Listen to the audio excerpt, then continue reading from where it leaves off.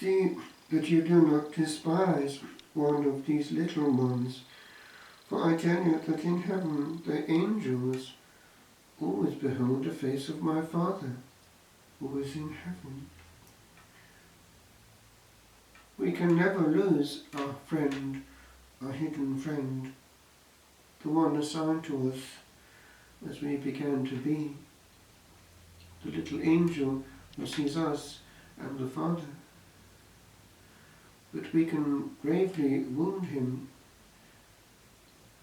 How an angel can be upset we do not know, but think of the upset caused to the angel should he see what was once pure and innocent go into darkness, and remain in that darkness for years on end, and despite all his efforts refuse the last pull of grace and end up in the wrong side in eternity. All that effort in vain. And we too, if we have that soul of the pastor, or even the soul of the good friend, cannot bear to see a soul go into darkness and stay there.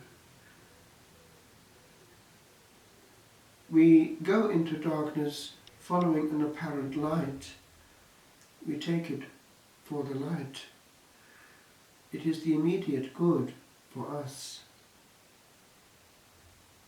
Whether it be pleasure, drugs, whatever causes the soul to go awry, it is always something which obnubilates the reason and takes the whole person.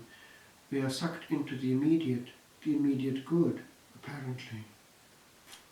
And all else can wait, including eternity. And then the habit is taken of refusing grace, what we call hardening of the heart. We no longer respond to the pulls and tugs of gentle grace.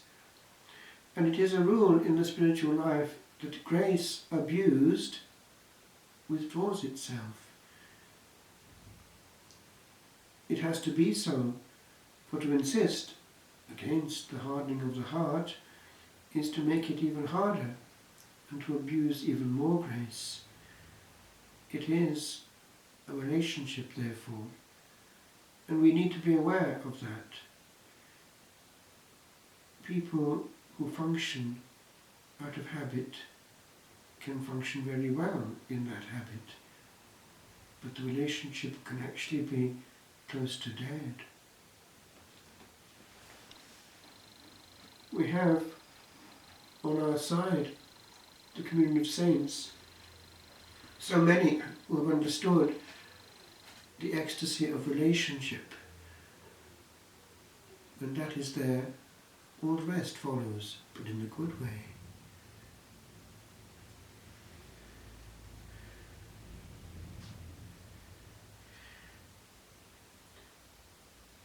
When the soul sins gravely, it goes from loving relationship to fear. It cannot face. It's also true in human relationship. We cannot face the person that we have cheated. We conceal things then. We avoid eye contact. Something of that is true with the Blessed Sacrament. We avoid eye contact. Whereas if we look him eye to eye and love him, we're not afraid and he can get through to us. And with his vision we see others too, as he would, the Good Shepherd and friend who wants them. Love me, Consolata, he said to this Capuchin of the Blessed Sacrament. Love me alone. Love is everything. And so you will be giving me everything. When you love me, you give Jesus everything he desires from his creature. Love. Love is everything. If you will now concentrate upon this one resolution, you'll be giving everything to Jesus.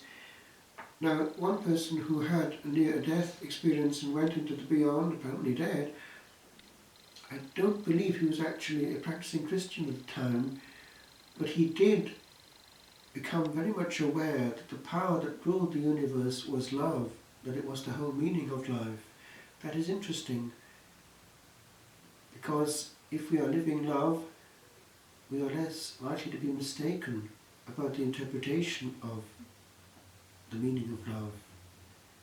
The application of love is more love, not pain.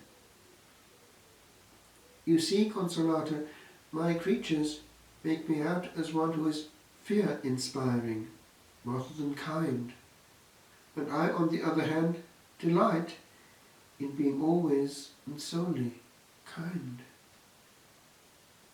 What is it that I require? Love, and love only, for he who loves me serves me. What do you think? If a man has 100 sheep and one of them has gone astray, does he not leave the 99 on the hills and go in search of the one that went astray? That is the heart of the shepherd and a good friend. Love is also humble. The disciples, even in the Gospel, have signs of careerism coming in, the plague of the church over the future centuries, and we have immediately the Lord's reaction. The disciples came to Jesus, and this was their question: who is the greatest in the kingdom of heaven? And calling to him a child, he put him in the midst of them and said, truly I say to you, unless you turn, convert, and become like children, you will never enter the kingdom of heaven. Whoever humbles himself like this child, he is the greatest in the kingdom of heaven. Humility, however, is strong. It needs strength of character, not to shout back. It is mastery of self. The weak person doesn't have it. He says everything that crosses his mind immediately and in high decibels quite often. This littleness, this willingness not to have our glory, is the hallmark of those who have understood that the fundamental sin of Satan was pride and does not want anything to do with it. Its manifestations are manifold, but they all stem from this, Lucifer's original sin.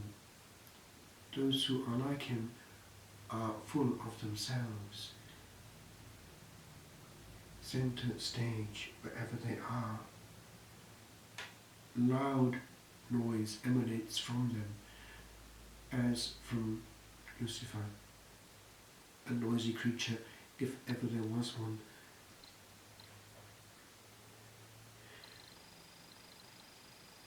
The child receives.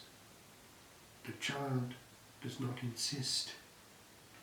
The child receives the kingdom of heaven, and so we, if we are in that gentle mode, receive very well what is out there, and we gain the gift of knowledge.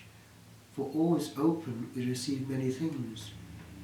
For always giving off, we block new things from coming in. People want their glory here on earth. I am the greatest, used to say Cassius Clay. Of course, he was fighting for his people, and he trained and trained. People who have had access to glory in television, in theatre, stage, music, politics, the sports field, all have an itch for that. I am the greatest. The drive behind much careerism is pride. And yet, those who made much noise in history and left much noise on the pages thereof sometimes didn't make it. What did it serve Hitler to change the course of European history, indeed world history, and as we know from exorcism, not make it when it comes to eternal glory?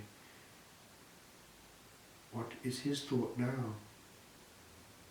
Would one moment of glory be easily sacrificed for one moment of hope? Eternity is a long time, and glory short-lived. Soon, soon fizzles out.